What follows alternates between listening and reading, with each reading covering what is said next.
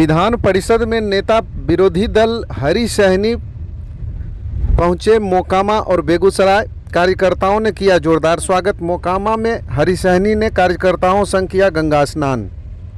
बिहार विधान परिषद में नेता प्रतिपक्ष हरी सहनी बुधवार की देर शाम मोकामा पहुंचे, जहां हाथीदह स्थित मैकडॉवेल गेस्ट हाउस में कार्यकर्ताओं के साथ बैठक करने के बाद रात्रि विश्राम किया और सुबह उन्होंने गंगा स्नान की इच्छा प्रकट की। मंडल अध्यक्ष अविनाश कुमार चंदन और वरिष्ठ भाजपा नेता शशि शंकर शर्मा ने उन्हें गंगा स्नान करवाया। राजेंद्र सेतु के नीचे बाबा दुखरन महादेव गंगा तट पर जाकर कार्यकर्ताओं व कर्मियों संग उन्होंने गंगा स्नान किया। साथ ही नेता प्रतिपक्ष ने पूजा अर्चना भी की, जहां से मुखिया संघ अध्यक्ष शशि शंकर शर्मा के आवास पर भोजन के बाद कार्यकर्ता बैठक लिया और बेगूसराय में निर्धारित कार्यक्रम के लिए प्रस्थान कर गए।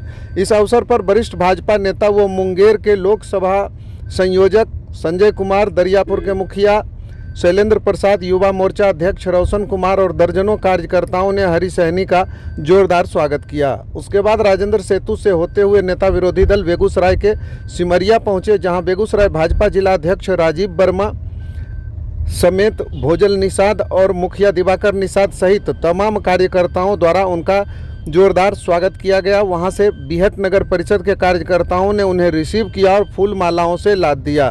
फिर 0 माइल में दिनकर गोलंबर पर दिनकर जी की प्रतिमा को उन्होंने पुष्प अर्पित किया और फिर बेगूसराय सर्किट हाउस में आयोजित प्रेस कॉन्फ्रेंस के लिए रवाना हो गए। तो दरअसल ये पहली बार हरी सहनी का नेता विरोधी दल बनने के बाद दौरा था किसी क्षेत्र का, और यहाँ आने के बाद उन्हें खूब स्वागत सत्कार कार्यकर्ताओं के द्वारा किया गया। इससे काफ़ी गदगद दिखे नेता प्रतिपक्ष हरी सहनी, और बेगूसराय में आयोजित प्रेस वार्ता में वो कई मुद्दों पर आज बात करने वाले हैं। हालांकि उन्होंने शंखनाद मीडिया से भी चलते चलते काफ़ी कुछ बातें की, चाहे वो स्टालिन के बेटे उदयनिधि का विवाद हो, भारत इंडिया हो, इन दोनों नामों को लेकर आजकल चर्चे चल रहे हैं। तो हमने उन बातों को लेकर भी उनसे काफ़ी कुछ प्रश्न किया। गंगा स्नान के बारे में भी उनसे जानना चाहा। तो मैथिल होने के नाते उन लोगों की गहरी आस्था रहती है पूजा अर्चना में, और आज जन्माष्टमी था इसलिए उन्होंने गंगा स्नान भी किया। देखिए पूरी खबर शंखनाद पर। क्या कार्यकर्ताओं को क्या संदेश दिए, गंगा स्नान के पीछे क्या उद्देश्य था?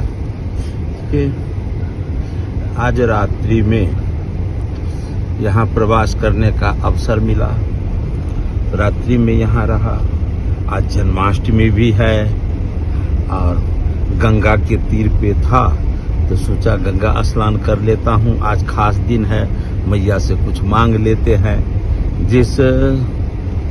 जिस भावना से, जिस उद्देश्य से, जिस अपेक्षा से पार्टी हम पर इतनी बड़ी जिम्मेवारी दी है, तो जनमानस में भी जाता हूँ। जनमानस का भी ऊर्जा और आध्यात्मिक ऊर्जा दोनों, चूंकि 2 विचार है, एक इस धरती को शहीदों का धरती भारत, और दूसरा ऋषि मुनि संत महात्माओं का देश भारत, आध्यात्म गुरु भारत। हमारे पूर्वजों को ये हजारों वर्ष पहले से कहा जाता रहा है, तो उसी भारत का पूत हूँ।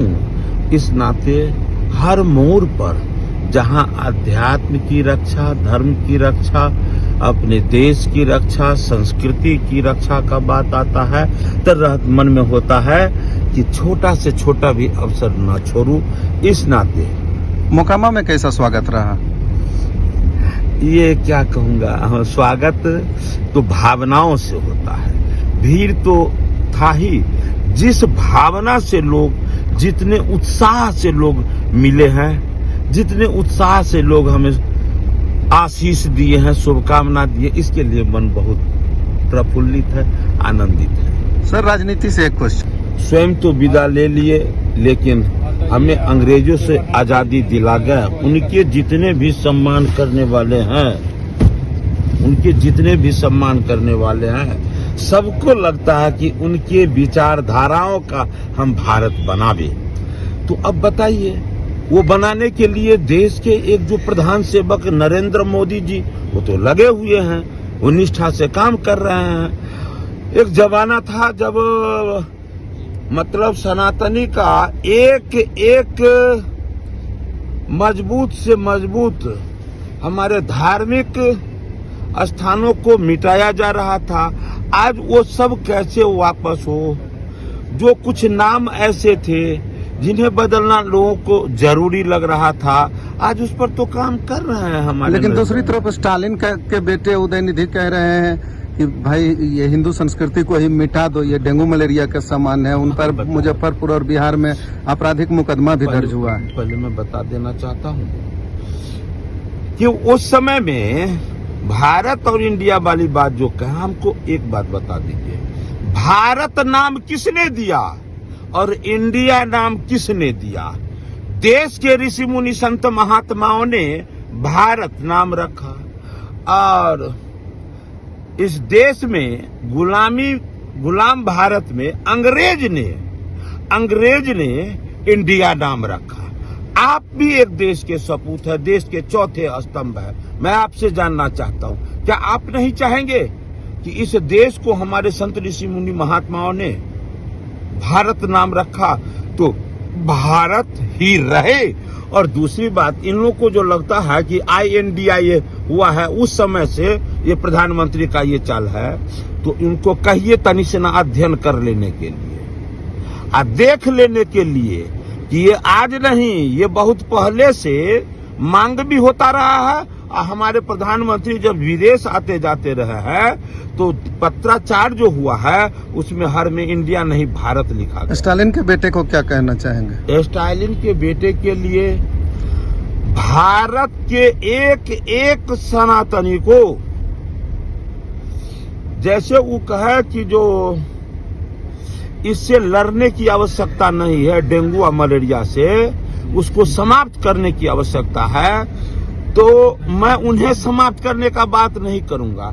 लेकिन ऐसे विचारधारा के लोग जो इस देश में हैं और खास करके जो इस अपने धर्म को कुचलकर, पैरों तले कुचलकर सत्ता में आना चाहते हैं, वैसे विचारधारा वाला एक एक अपने लीडरों को बिहार की जनता, देश की जनता को उसके कुचलने, उनके विचारधाराओं को कुचलने की आवश्यकता है। इसलिए कि जिस देश को दुनिया अध्यात्म गुरु कहा और उस देश में अध्यात्म के नाम पर इतना बड़ा पाखंड, देश नहीं दुनिया में किसी धर्म के विरुद्ध यदि ऐसा बोला गया हुआ होता तो फिर वो आदमी इस धरती पर नहीं रहता।